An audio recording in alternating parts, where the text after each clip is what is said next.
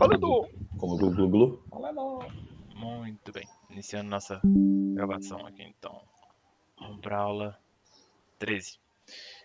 Bom, tinha comentado com vocês nas aulas anteriores que uma das coisas que eu queria falar com vocês daqui em diante era a gente começar a entrar um pouquinho mais nos módulos, né? A gente começar a detalhar um pouquinho os módulos. Não dá para a gente detalhar muito aqui, né? Porque, como vocês sabem, é um assunto muito extenso, né? A gente já falou sobre isso aqui. Se a gente tentar aprofundar muito no módulo, a gente vai gastar muito tempo, né? Muitas aulas. Não é o nosso objetivo aqui. Desde o início eu comentei com vocês que o objetivo aqui era sempre a gente tentar fazer algo mais genérico, né? Focando para que um funcional, para que vocês se formassem cada vez mais como funcionais que poderiam atender a qualquer módulo que vocês escolherem. Até porque, né, o background de vocês aqui é de módulos diferentes.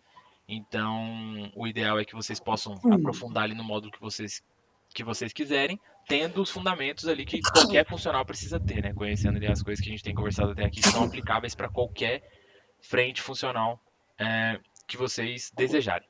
Bom, porém, não tem como, né? O tempo todo a gente fala aqui dos módulos, porque não tem jeito, um funcional vai estar sempre baseado em um ou mais módulos, né? A nossa carreira vai estar sempre alicerçada nisso, não tem jeito. Porém, o que que a gente. Então, assim, o que que acontece? Como a gente já vem citando alguns exemplos aqui, fala de uma coisa de MM, fala de uma coisa de SD, fala de uma coisa de PP, de PM e tal, é, a ideia aqui é o que eu queria compartilhar com vocês nas próximas aulas é pra gente entrar um pouquinho nos módulos, pouco pero no mucho, sabe? Pra gente, igual eu falei, né? Não entrar demais e nem também ficar sem falar nada dos módulos, já que a gente precisa deles o tempo todo. Então a ideia é nas próximas aulas a gente ir falando um pouco sobre os módulos e como que vai funcionar essa estrutura. A ideia é a gente, mais ou menos por esse caminho aqui, ó. Ó, nós vamos falar mais ou menos disso aqui, ó. Para cada módulo a gente vai citar quais são os processos mais importantes que se encaixam naquele módulo, quais são as transações mais importantes, quais são os módulos de maior interface com aquele determinado módulo, o conceito de dado mestre transacional que a gente já conversou aqui, né, aquela vez que a gente fez aquela dinâmica e tal, mas aplicado naquele módulo, né, o que mais se aplica para aquele módulo e customizing também.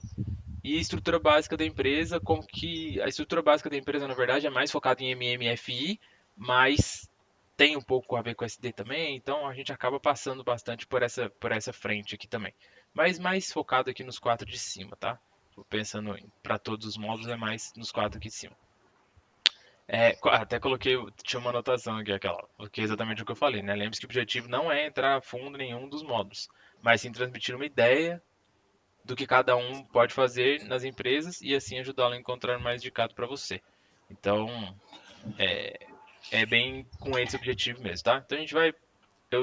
Tinha listado alguns aqui, então a gente vai dar uma passadinha por esses caras e até antes de entrar nisso aqui, vamos falar um pouquinho sobre esse ponto aqui, né? Sobre as standards e as AZs. É claro para vocês que.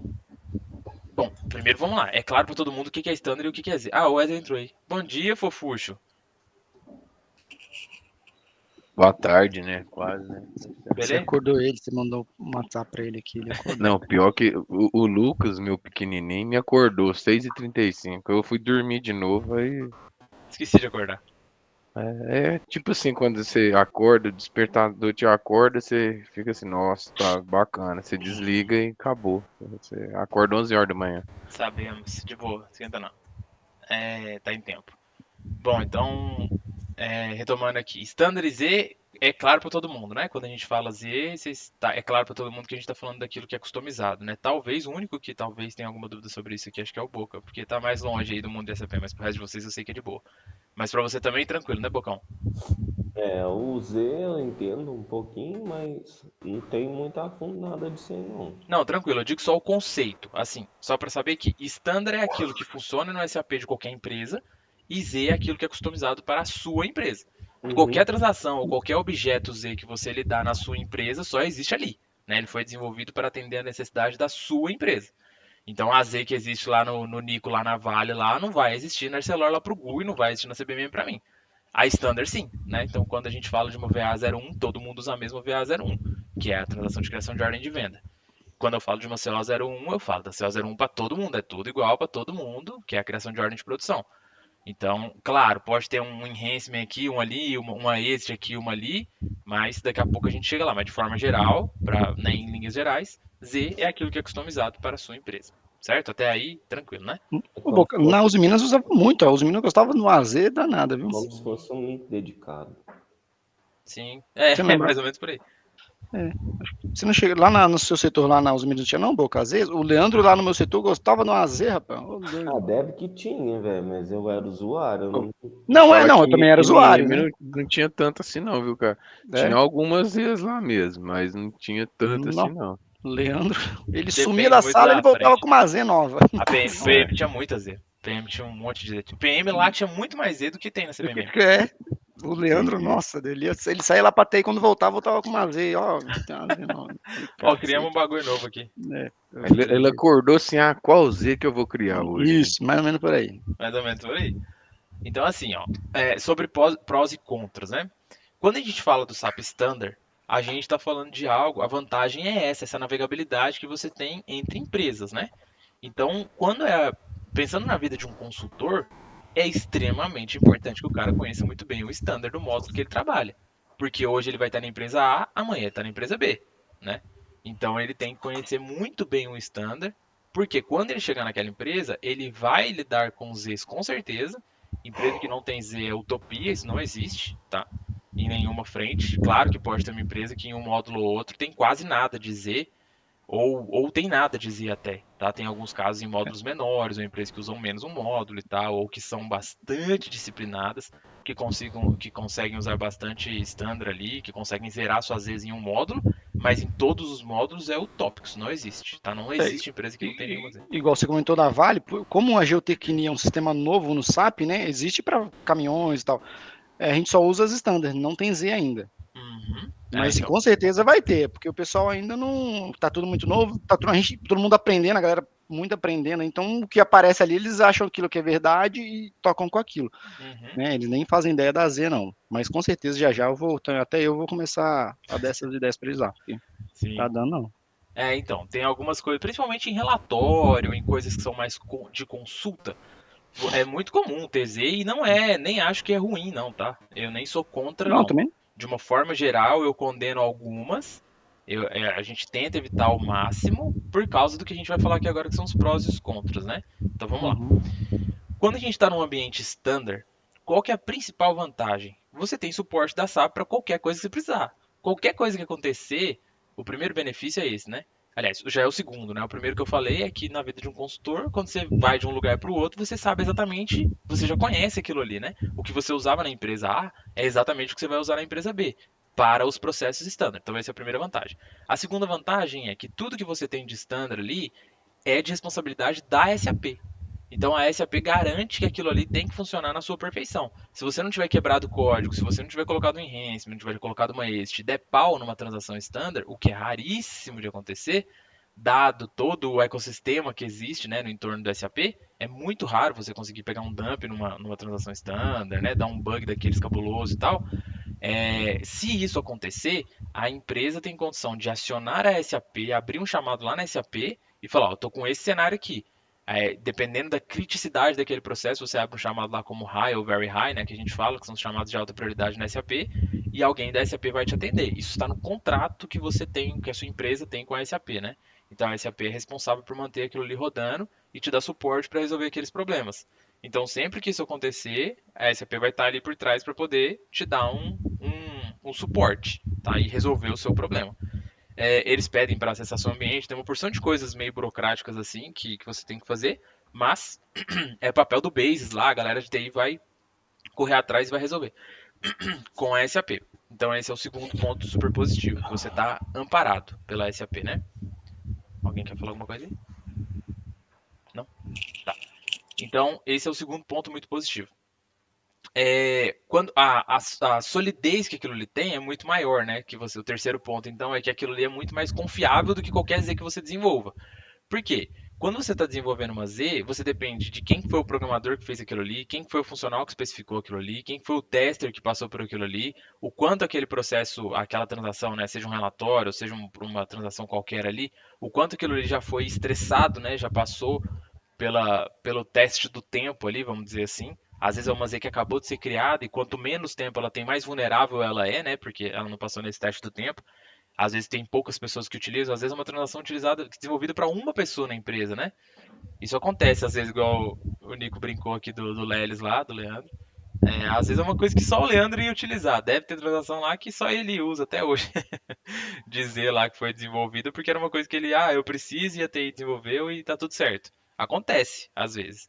É, mas na maioria das vezes é desenvolvido para um setor, né? As pessoas vão utilizando aquilo ali, quanto mais tempo aquela Z tem, mais tranquilo você vai ficando com ela. Em teoria. É claro que tem Z que está ali há 10 anos e continua dando pau.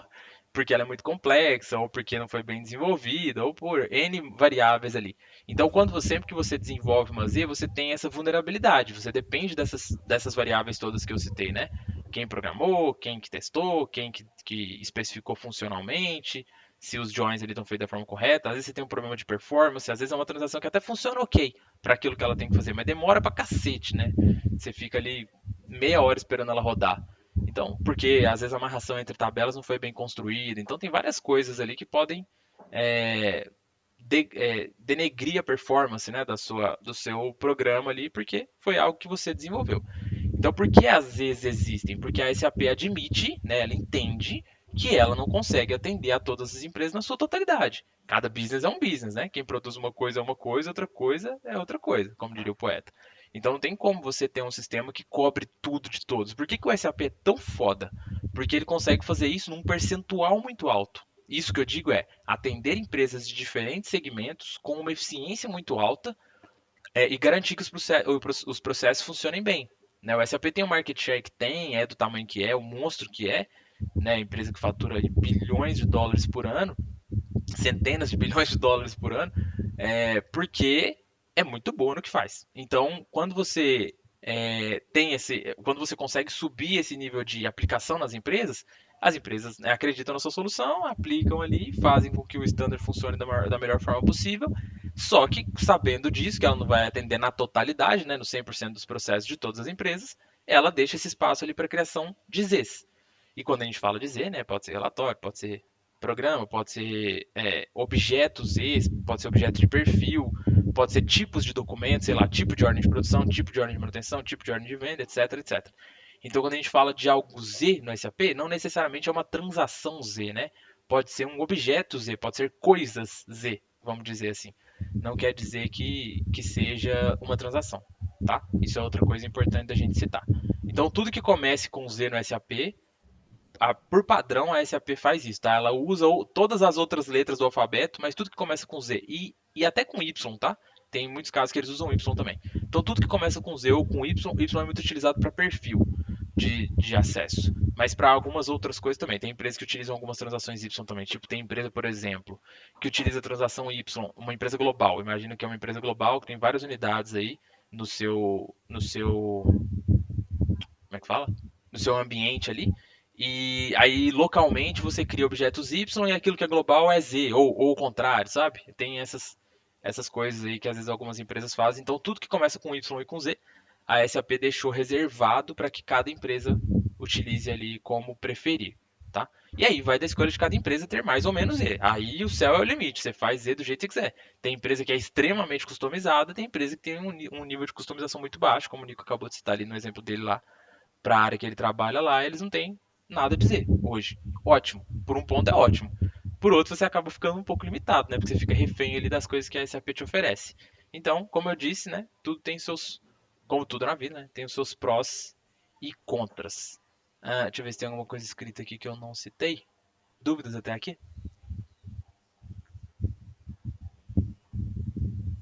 Muito bem explicado, professor.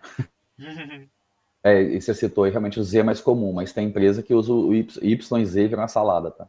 Eu já ouvi falar isso até de um consultor SAP. Sim. Então não se limite ao Z, não, que o Y vai achar. Eu prefiro o Z, a maior parte. Tem ganhos em utilizar coisas Z, mas com o tempo vai doendo, sabe? Eu esqueci de citar um outro ponto aqui, sobre a questão dos prós e contras aí. O que acontece com as suas Zs? Uma vez que você desenvolveu aquilo e você é responsável por aquilo, né? Você já assumiu a responsabilidade daquilo ali. O SAP você sempre vai ter necessidade de fazer alguns upgrades, né? De tempos em tempos você precisa fazer uma subida de versão técnica do SAP, senão a própria SAP para de te dar suporte. Isso está acontecendo agora de forma muito mais drástica com o S4, né? Mas não quero nem entrar no S4. Vamos falar só de SCC mesmo. O SCC foi mudando, né, ao longo do tempo ali. Obviamente ele nem chamava SCC lá atrás, chamava R3, antes da R3 tinha um R2 e por aí vai andando para trás na linha do tempo. Mas se a gente pegar a linha do tempo só do SCC, que foi criado, se eu não me engano, em 2006, algo mais ou menos por aí, não vou lembrar agora da linha do tempo, mas desde o SCC até a chegada do S4, né, você sempre vai tendo subidas de versão. Então você tem ali o que eles chamam de support package, né? E os... Esqueci o nome do outro negócio aqui. Enhancement package? Não vou lembrar agora.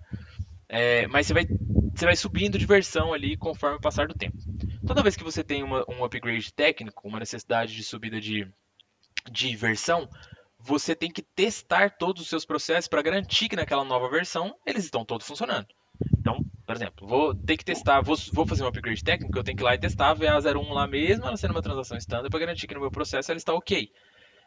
No meu ambiente, porque pode ter enhancement, pode ter este, pode ter um monte de coisa ali que no meu ambiente existe, que no ambiente da SAP não. Então, quando eu trago aquilo ali e acoplo aquilo ali no meu ambiente, aquilo ali pode quebrar o meu processo, né? Então é necessário que eu teste mesmo os processos standard. Mas a chance de um standard da Zebra é muito menor e caso dê, a SAP vai me ajudar a resolver. Quando eu tenho uma Z, não. Quando eu tenho uma Z, o problema é todo meu. Então eu preciso testar tudo que é Z, tudo de novo. E assim, quando você faz isso, o seu teste num processo standard, ele é desse tamanho. É pequenininho, é um teste super rápido. Numa Z, não, você precisa testar o processo todo, precisa testar todos os cenários, para garantir que aquilo ali não vai te dar zebra. Então, toda vez que tem um upgrade, quanto mais Zs você tem, mais você sofre. Tá? Esse é um outro custo que você vai carregar pro resto da vida. Então, toda vez que você cria uma nova Z, você tem que saber que você vai carregar aquilo ali pro resto da sua vida. Toda vez que tiver upgrade técnico, você tem que ficar testando. Tá? Esse é um outro ponto contra aí com relação às Zs. Tá? Do ponto de vista de TI, você tem mais trabalho, e não só TI, né? Porque acaba que num projeto de upgrade técnico ali, as áreas de negócio acabam participando também. Às vezes de forma mais ativa, às vezes de forma um pouco mais passiva, mas acabam sendo impactadas as áreas também, e toda empresa sofre nesse processo de upgrade, tá? Quanto mais vezes você tem, pior é. E questão de passagem de conhecimento, né? Que uma vez que você tem essas aí, você tem que passar conhecimento, vira uma herança, né? Que vai ter que ir passando para consultor ou para a turma que vai chegando ali para ter essa noção do que testar, o que tá feito ali. Isso é até caso que a gente vê aqui na CBMM em si, né? Uhum. No projeto do Back to Standard lá, teve várias coisas que assim. A sorte nossa é que a turma tava aqui, né, ainda. Que você ia ver lá e tava lá, o Daniel. Só pra vocês terem noção, o Daniel, hoje ele é o gerente geral da área lá do dia.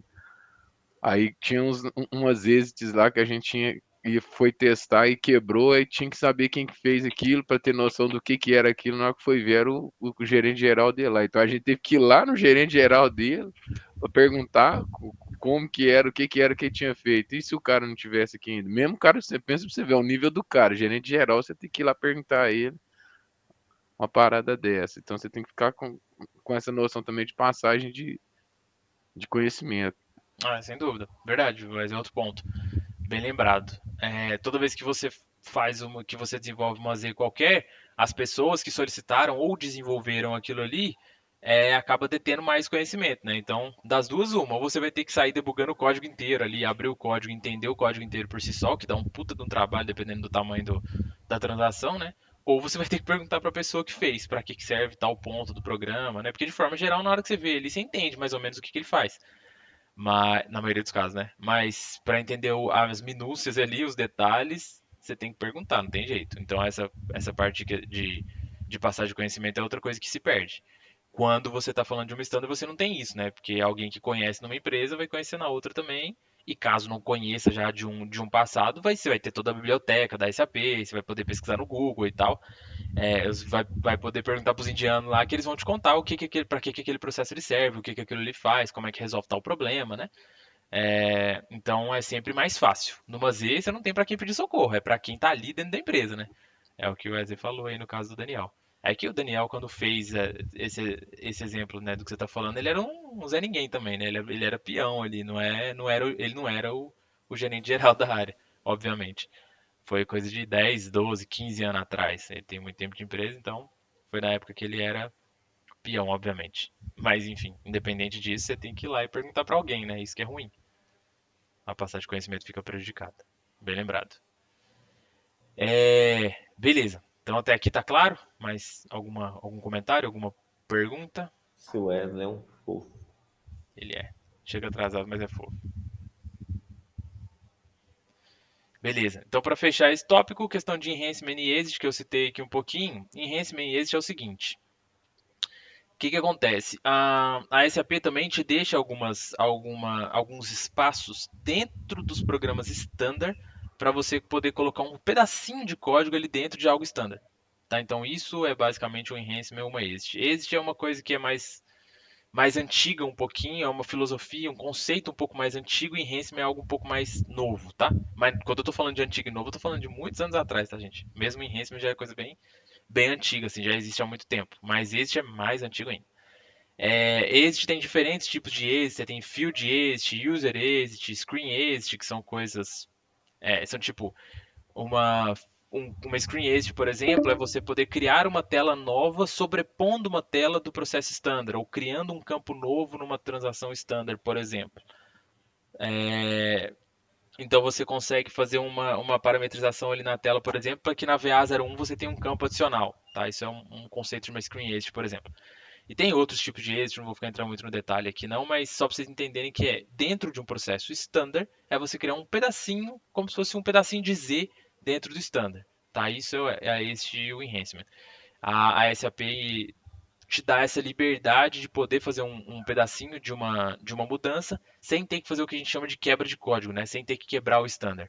Porque antigamente, até hoje ainda existe, em alguns casos mais drásticos, a galera quebrava o código standard. Isso é possível também. Então você entra dentro de um processo standard que está tudo amarrado, que tem milhões de pessoas usando no mundo inteiro, milhões ou milhares, sei lá, de pessoas usando no mundo inteiro, amplamente testado, e você vai lá e mete uma linha de código no meio do standard. Aí você acaba com. Aí você perde o suporte da SAP, entendeu? A partir daquele momento a SAP fala assim: ó, você quebrou o código, dali pra frente o problema é seu.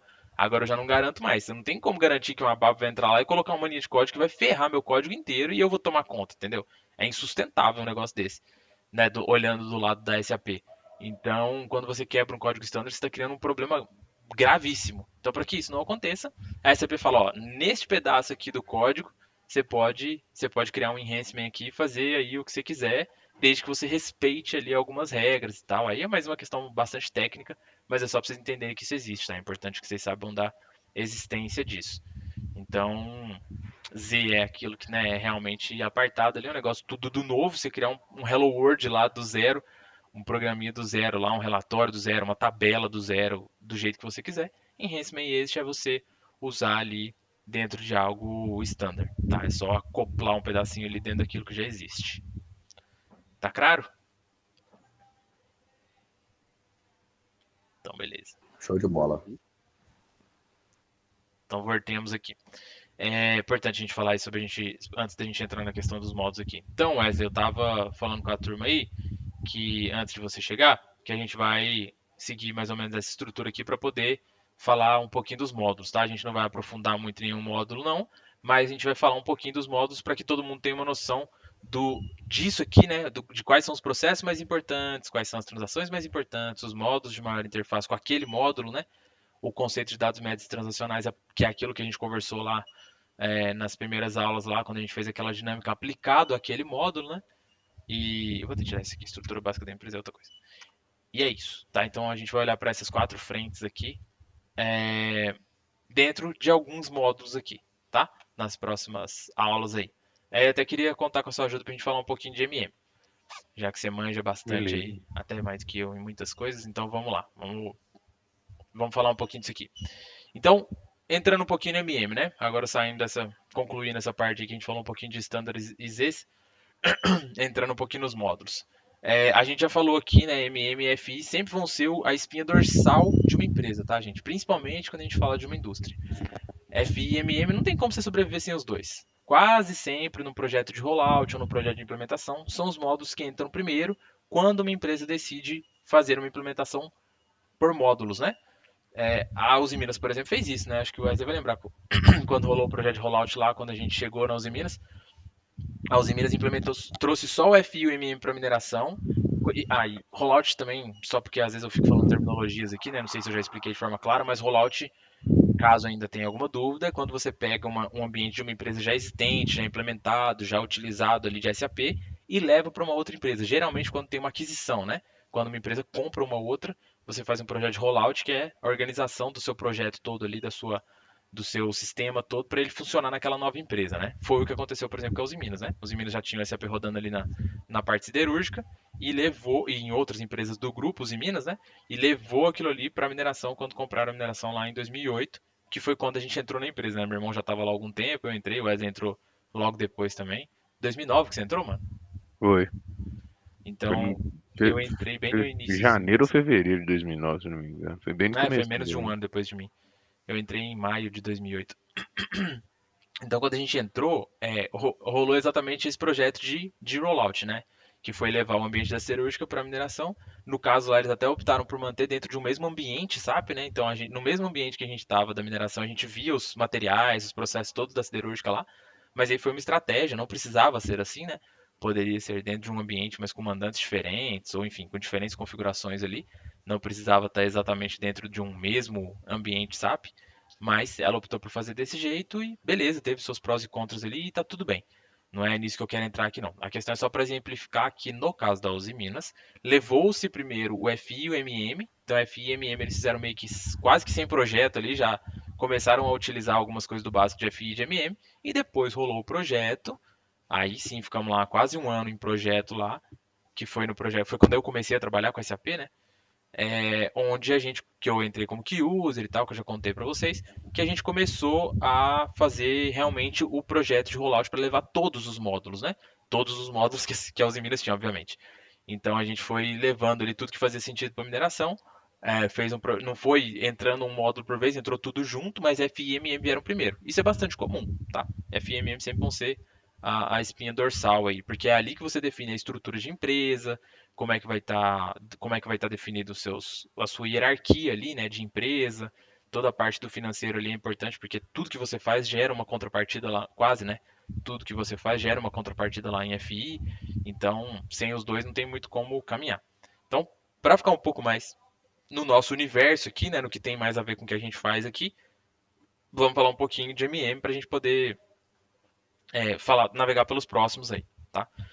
Então, se vocês observarem aqui, até está escrito isso aqui, né? Este provavelmente é o maior módulo do SAP ECC, pois oferece inúmeras ferramentas, transações, processos e integrações com outros módulos, a fim de garantir toda a gestão de materiais de ponta a ponta. Então, material é uma coisa que você lida o tempo todo, né? Então, em diferentes vertentes, você precisa do MM ali para fazer o seu processo rodar.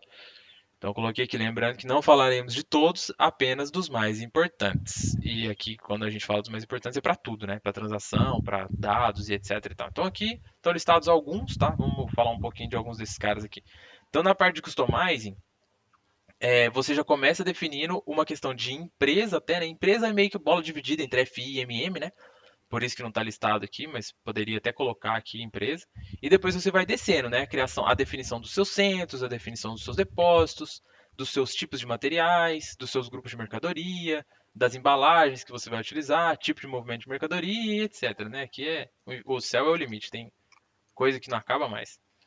Mas aqui são alguns exemplos de coisas de customizing que precisam ser feitas dentro de MM para que você dê os próximos passos.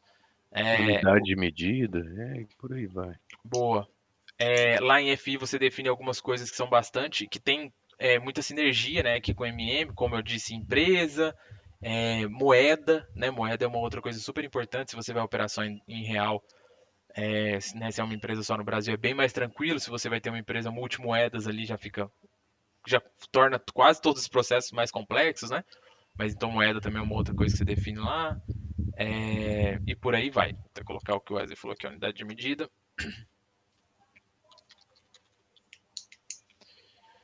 E por aí vai, tá? Então tem bastante coisa que é feito lá em Customizing que você vai precisar e tá no âmbito aqui do MM, tá?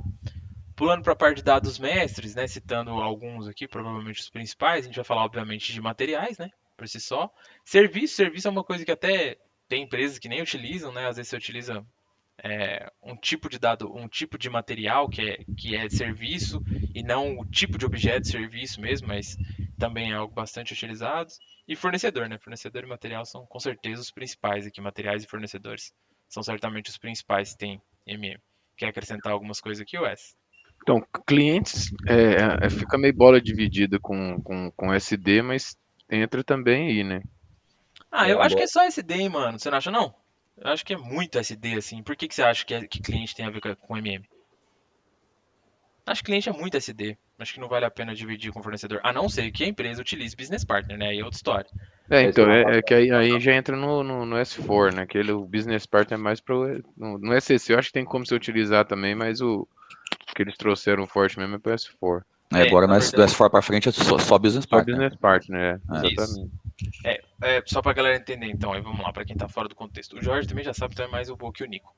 O que acontece? Fornecedor e cliente, dentro do SCC, são figuras diferentes, tabelas diferentes, transações totalmente diferentes, apartadas. De forma que, imagina o seguinte, minha empresa, vamos supor, pegando o exemplo da CBMM, né? Eu tenho uma parceria com a ArcelorMittal, por exemplo. Aliás, eu vou pegar até a Vale de exemplo.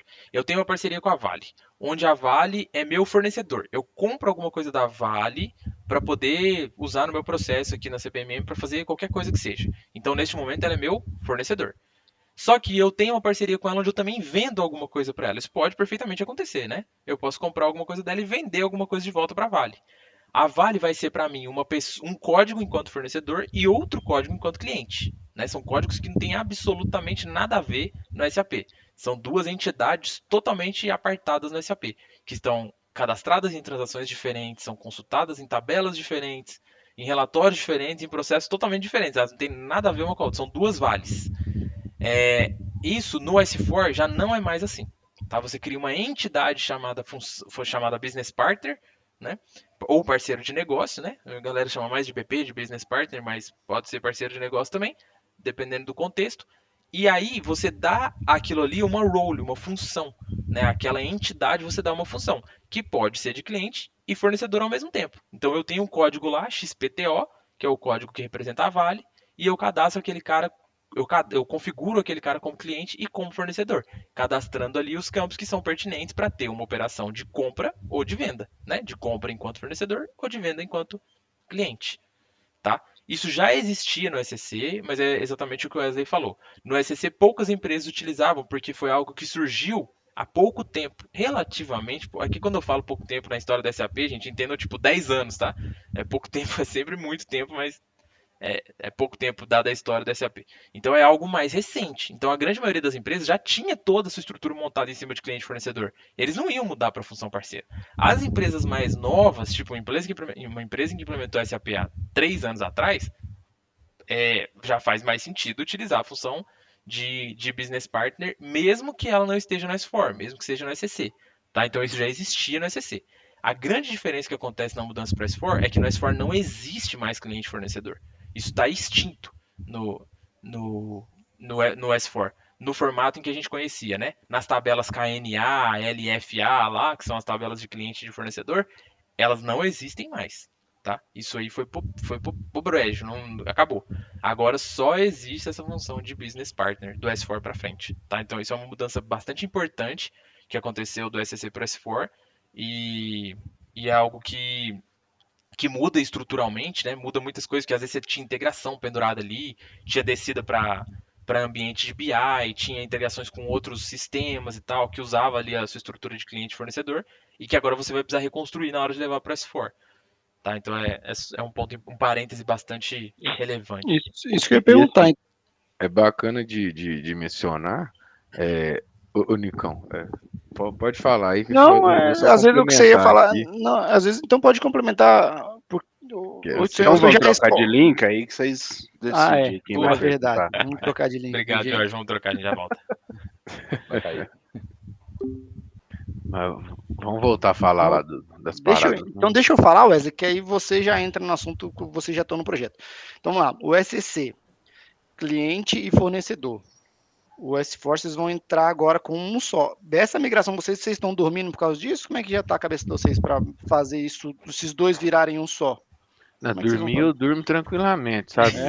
Eu não fico preocupado com isso, não. Mas assim, é um problema grande que a gente vai ter aqui, sim. O Diego nem preocupa com isso, não. Esse problema é meu. Não O Diego tá mais tranquilo. O problema ali é meu. Mas a gente já tá pensando nisso aí já, assim. A gente tá estruturando como que vai ser essa migração ali.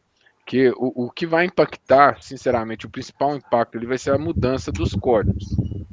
Entendeu? Que aí a gente vai ter que unificar. Que aí entra nos pontos de ter contratos de fornecedores, contratos de clientes, OVs e tal, pedido de compra. Então, um ou outro vai perder. Então, eu creio que fornecedor vai perder, porque para você mexer com ordem de venda, para mexer com contrato de venda, vai ser mais complicado, entendeu? Então, creio que... Qual pratinho vocês vão derrubar aí, então? Não, vai derrubar os dois. Não tem como... Deve perder. Todo mundo vai perder, mano, com relação a isso aí. Vai ser igual a Dilma, então. Quem ganhou, perdeu, e quem perdeu, ganhou. É tipo isso. Não tem como. Porque assim, ó, se você tinha, pra simplificar, né? Se você tinha o código, pegando esse exemplo da Vale que eu dei. Se você tinha o código 123 pra Vale e o código 456 enquanto fornecedor, né? E o código 456 enquanto cliente, os dois vão deixar de existir. Você vai passar a ter o 789, que é a função parceira. Todo mundo vai rodar. Então, tudo isso de contrato, tudo que está pendurado no cadastro daquele dado mestre, vai ser refeito. Não tem jeito. De alguma forma. Não, vai ser refeito, mas vocês não vão perder histórico de nada, não, vão? Então, a questão de histórico é o que mais pega, Nicão, porque a gente vai discutir isso melhor em tempo de projeto, né? Mas, em teoria, você vai subir a sua base e fazer uma migração técnica, digamos assim. Então, esse código 123 que vai virar esse 789 que eu citei, e você vai expandir as duas funções para ele. Nesse exemplo da Vale que eu dei, ele vai ter a função de cliente e vai ter a função de fornecedor. E os contratos que você tinha de histórico, você vai precisar linkar nesse novo cara, entendeu? Os contratos do que tinha, do que estava para trás. Você vai ter que criar os contratos também. Exato. Pelo que eu tinha entendido ali, o Diego pode explicar até melhor. Mas vai ser similar ao que aconteceu na Uzi Minas ali, enquanto você tinha... O pessoal tinha tipo um backup ali do Sapiens, quando a turma queria pegar os históricos da 2008 para trás, ia lá e consultava o backup do Sapiens ali para ver o histórico. Por quê? Não tem como você trazer esse histórico para o BP, porque o código 123 não vai ser o que é. No BP, o código 123 não vai ser o código que estava no SCC, entendeu? Exato. Vai existir os mesmos códigos, mas serão parceiros diferentes.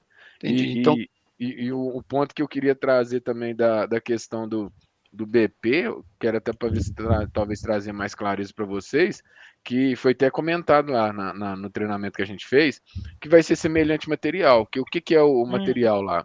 O material, você tem as tabelas, né? Você tem a tabela MARA, a tabela MARC, a tabela MARD, a MBIL, a tabela de... É isso.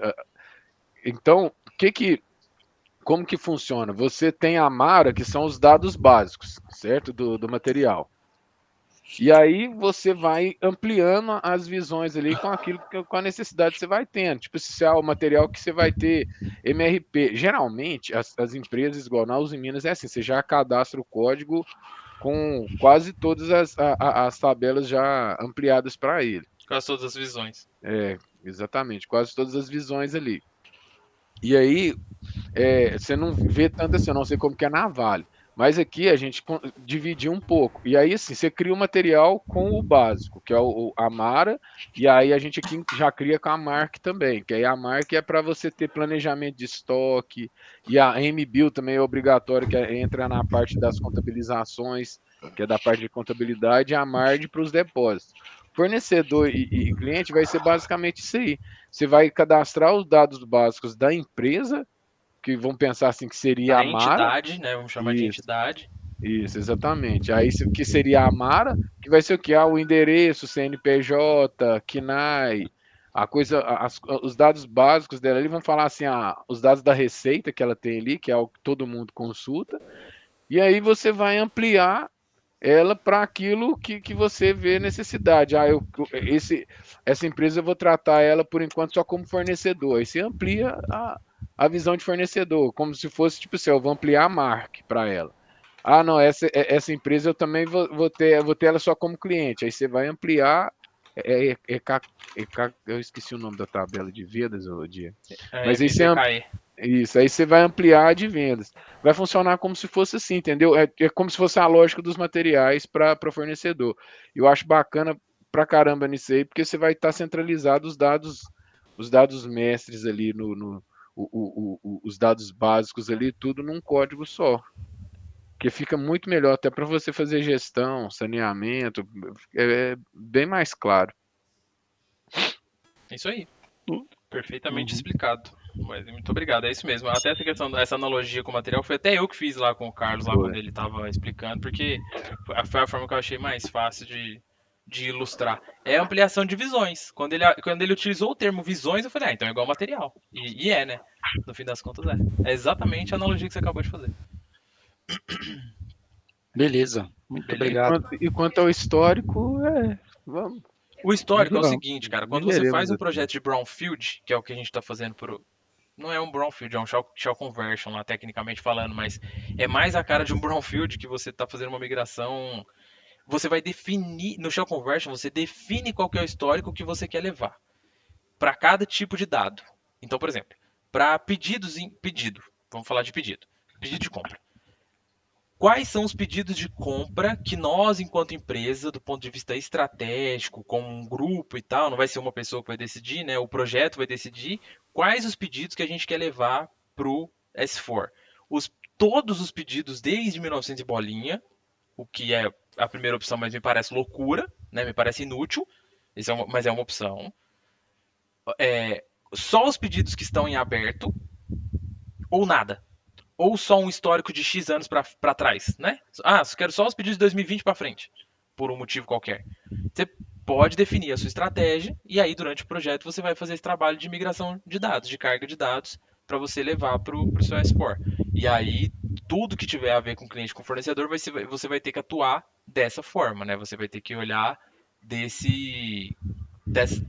com essas possibilidades e definir por qual caminho você quer ir. Você enquanto empresa. Entendi. Tá? No modelo do nosso projeto, tá, Nico? Aí se você for fazer quando você vai implementar, a primeira coisa que você precisa definir quando você vai implementar o S4 é qual o modelo do projeto que você quer. Se você vai para um brownfield, para um greenfield ou alguma coisa no meio daquilo ali. O brownfield é um extremo, o greenfield é outro. O brownfield é onde você faz uma migração só técnica e mantém tudo do jeito que está no seu sistema antigo e só vira do SCC para o S4.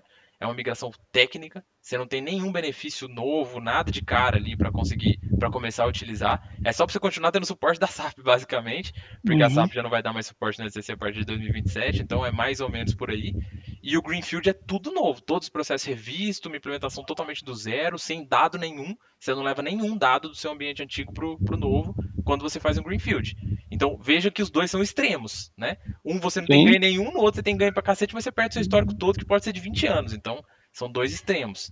No meio disso existem 50 tons de cinza. Aí você pode escolher outros modelos de projeto ali que você quer implementar. No nosso caso é um no meio disso, que chama Shell Conversion.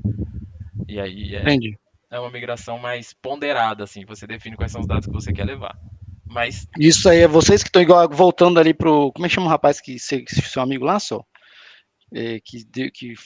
Da John Deere, como é que chama? O Welder. Aí, ou seja, vocês aí que estão definindo ou o chefe de vocês que estão entrando aí no meio e definindo?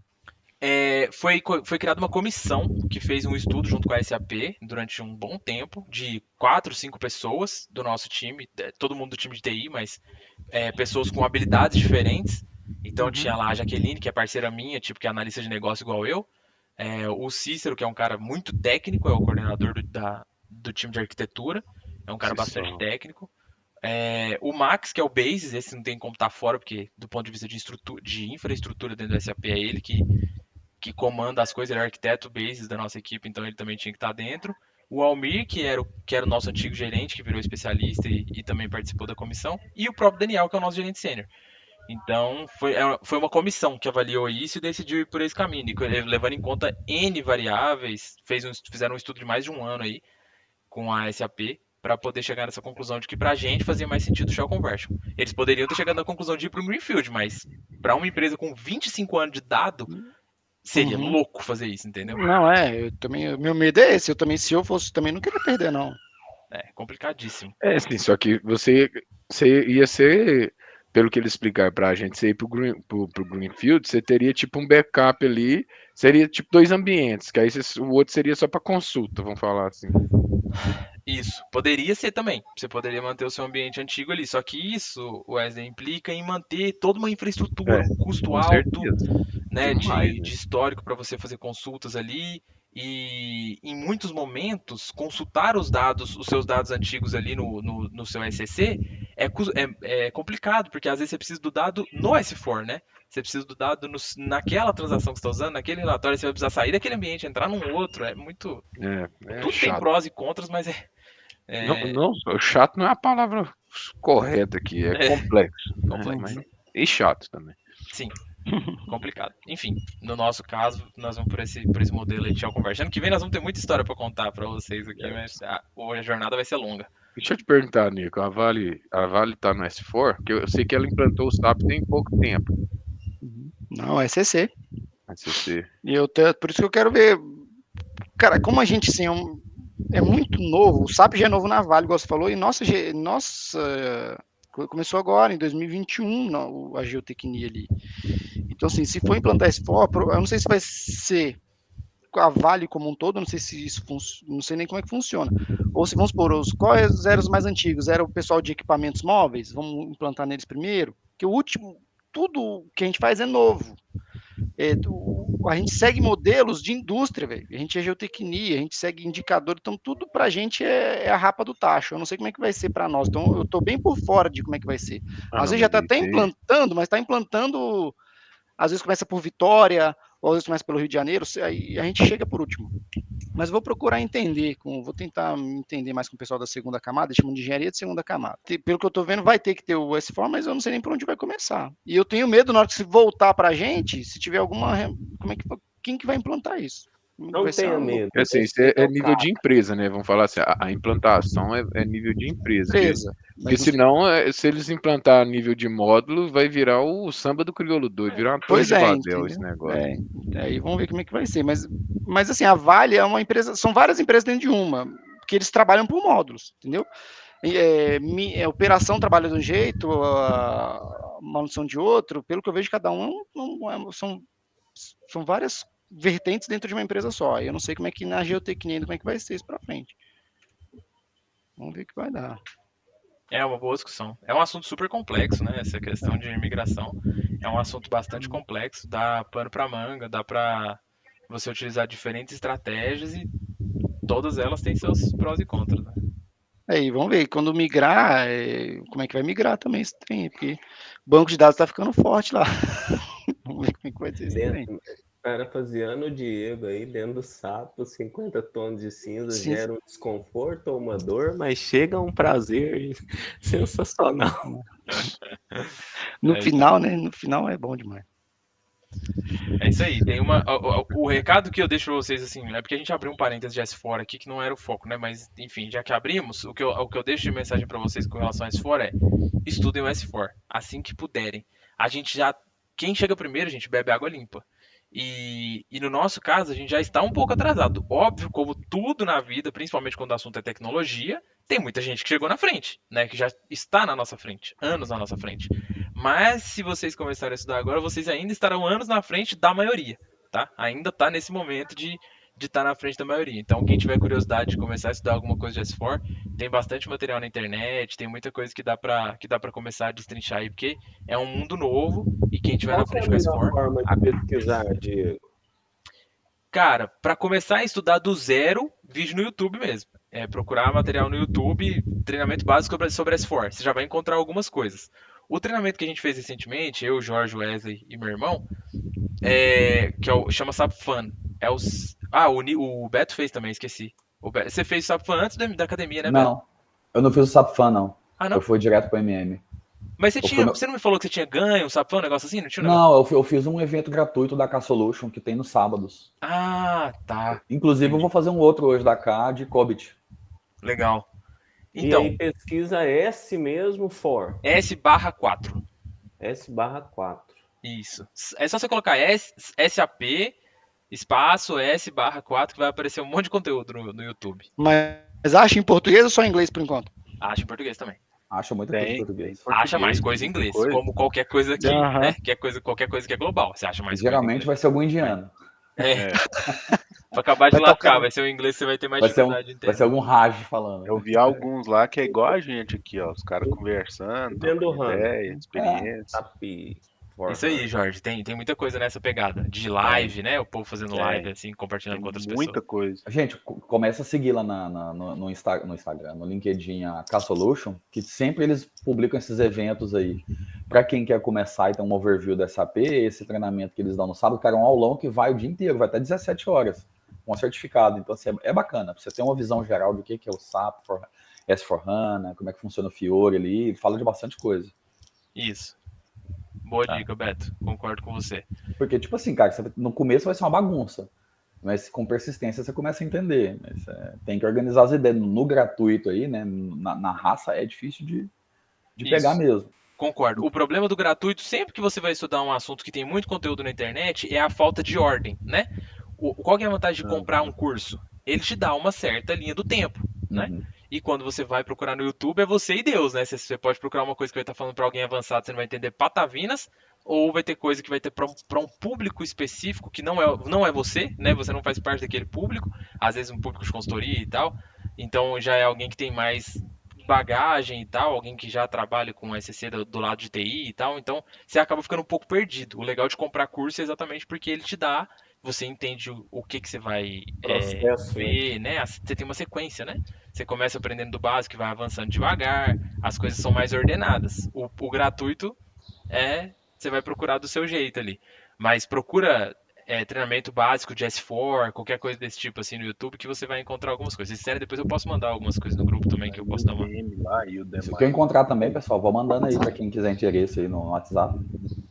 Boa, tem a Udemy também, velho. A Udemy também a Udemy é baratinho, gente. 27 pila. R$20, R$20. Eu achei que foi da Udemy. Vale a pena, não tá caro não. Barato. Cara, eu comprei um de MM, né? Lógico que os caras cometem algumas falhas e tudo, que são caras que já estavam começando e gravam um cursinho ali.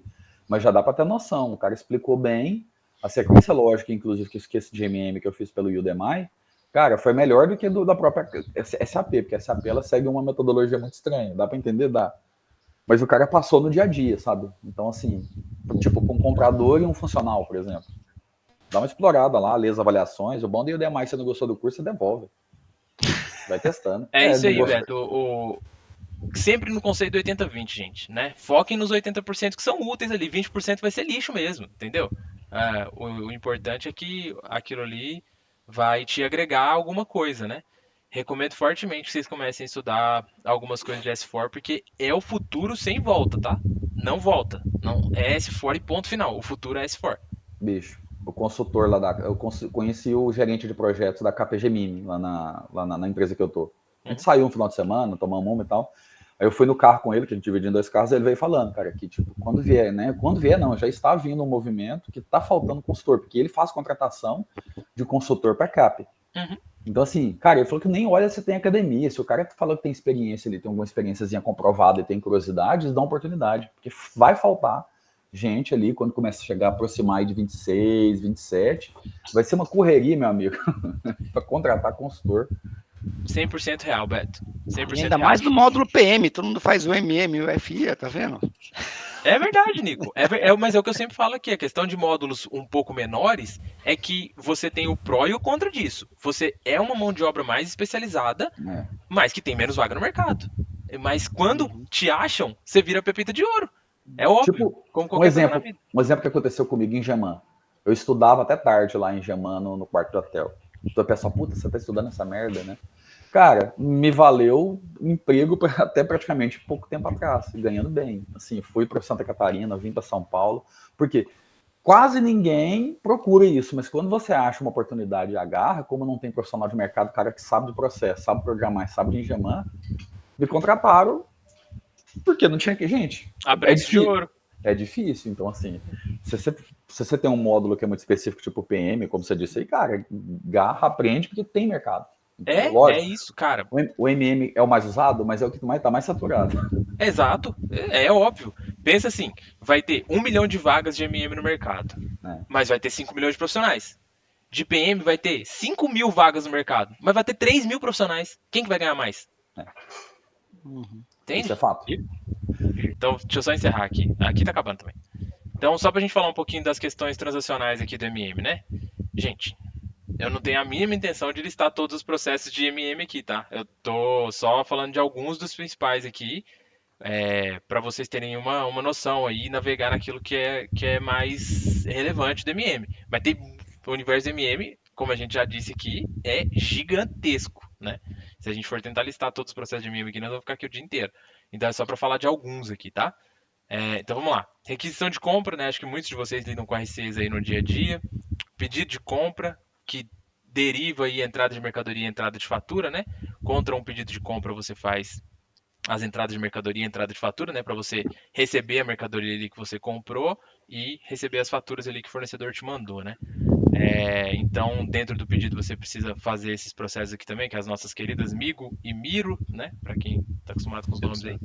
Geração de reserva, né? Para quando você tem gestão de almoxarifado e gestão de estoque, então você cria suas reservas lá para poder buscar os seus materiais de almoxarifado, bastante utilizado pelo pessoal de PM, de PP, né? E até no dia a dia, para as nossas coisas do dia a dia, tipo material de escritório, uniforme, né?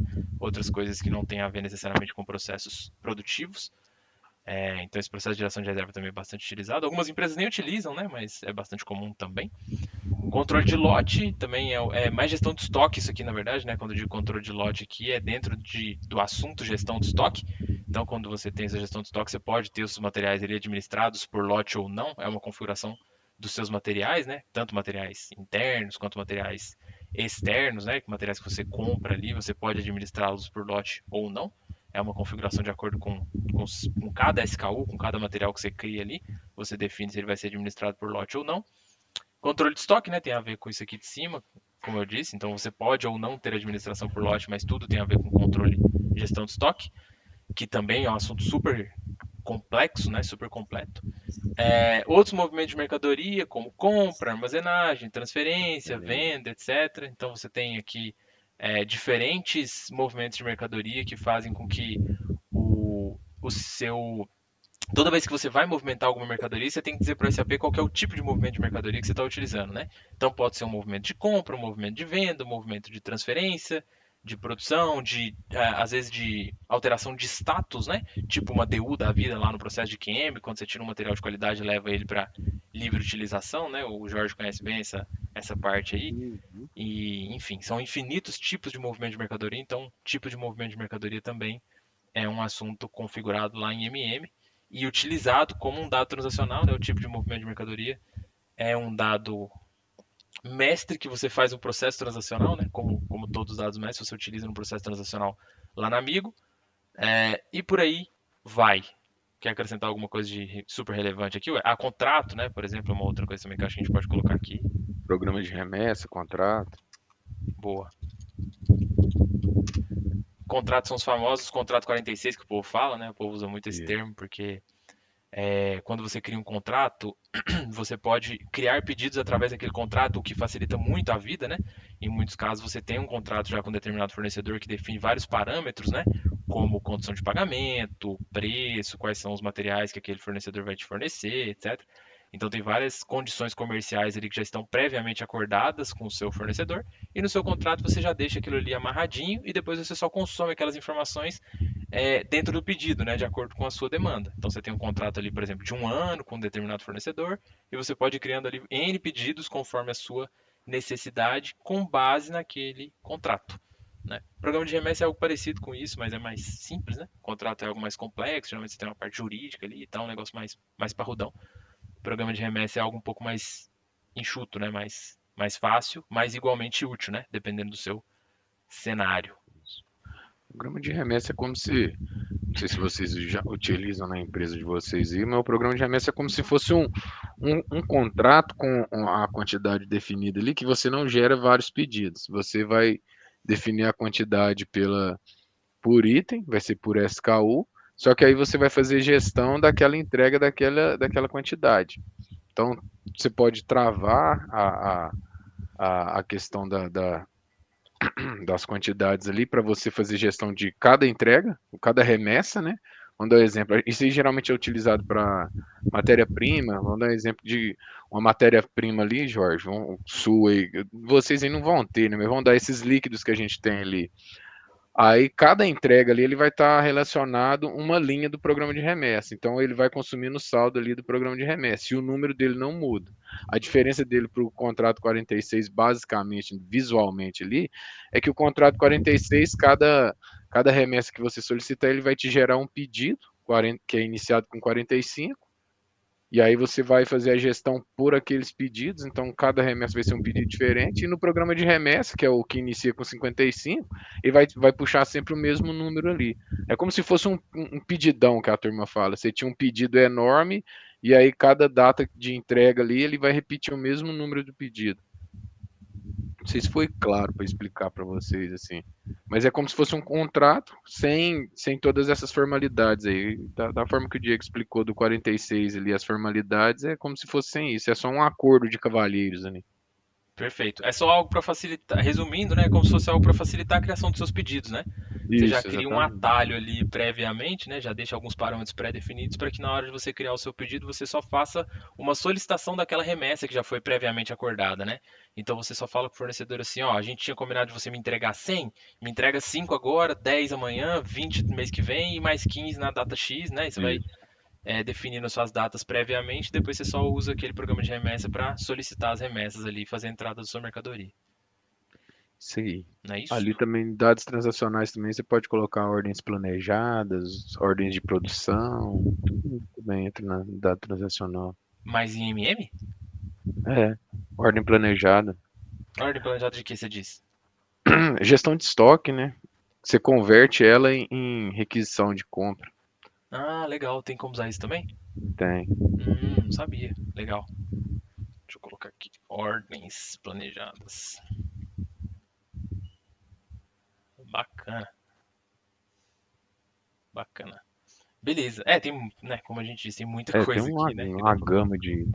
É coisa pra cacete. Então, aqui é só alguns exemplos, né, que eu acho que aqui cobre, sei lá, se a gente juntar isso aqui que a gente colocou na tela aqui, cobre, sei lá, 70%, 60% do que existe em MM, né? É bastante coisa que acontece. Se a gente pegar de volume, né, do que acontece no dia a dia, Porque aí a gente ainda não colocou as partes do fiscal, né? Que também que é muito forte dentro do MM. Todas as movimentações os dados transacionais que geram para o fiscal ali, para questão da Amigo, a J1 Betax, né? Todas aí vira tipo um mini módulo em si, né? Dentro do MM. Sim, sim. MM é bem isso mesmo, é um mini módulo, é um submódulo que eles chamam na verdade, né? É MM tributário ali, né? O MM que tem a ver só com a parte do que a galera do fiscal atua, não tem tanto a ver com a parte de suprimentos, né? É mais contrapartidas que são geradas no fiscal quando o MM faz alguma coisa, né? Ou às vezes quando o próprio fiscal faz alguma coisa, né? Às vezes nem precisa do time de suprimentos para fazer alguma coisa e gerar. É quase qualquer coisa que a empresa faça em MM gera uma contrapartida lá no fiscal, né? Gera uma questão de tributação e tal. E até um ponto para trazer do tamanho do MM, que isso aí também é um mundo à parte também, essa parte. E literalmente um mundo à parte mesmo, principalmente no Brasil, por causa das questões tributárias que tem aqui. Então ele vira um outro mundo ali, nessa parte de tributação. Sim. Tanto que geralmente as empresas, igual tem o Master SAF, que agora virou outro programa, que ele é um add-on SAP. E eu tô vendo também que daqui a pouco a SAP também compra ele, que é como se fosse um programa que as empresas adquirem ali para fazer essa facilitação ali essa conversão, vamos falar assim, do SAP para o Brasil, porque o Brasil é o país mais complexo nessa parte de tributação. É o segundo país mais complexo do mundo. É embaçado. O Brasil para a parte tributária, a gente É cria. o segundo? Achei que era o primeiro. Assim, se eu não A me parte de engano, o janeiro segundo, vai acho que a Índia. tributar o sol. Pois é, acho que a Índia ganha da gente, Jorgeão, se eu não tiver Nossa enganado. senhora. O bagulho é louco. Enfim, obrigado, Wesley, pelas contribuições. É isso aí, galera. A gente, falando de MM, assim, olhando para o basicão do MM, né? É mais ou menos isso aqui, tá? Então a ideia da gente falar dos módulos é a gente ir nessa pegada aqui para falar um pouquinho dos próximos. Hoje a gente gastou mais tempo porque a gente falou de outros assuntos aqui, né? Tirando a parte da academia, a gente ainda falou de outros assuntos aqui sobre standards e tal. Mas nas próximas aulas, a ideia é que a gente fale de mais módulos numa aula só, tá? A gente pegue 2, 3 módulos e consiga passar por eles em uma aula só. Então, creio aí que com mais umas 2 aulas a gente passa por todos assim, né? Todos que eu citei aqui que são os principais. E aí depois a gente volta a outras coisas mais técnicas aí, como eu falei com vocês, vou ver se eu trago outras pessoas aqui para conversar um pouquinho com a gente, né, como o Helder trouxe as contribuições dele aqui, eu vou ver se eu trago outros colegas aqui também para a gente poder trocar mais figurinha e falar sobre outros assuntos diversos aí no entorno do nosso universo SAP, mas voltamos em janeiro. Semana que vem, então, a gente não vai ter aula e em janeiro a gente volta.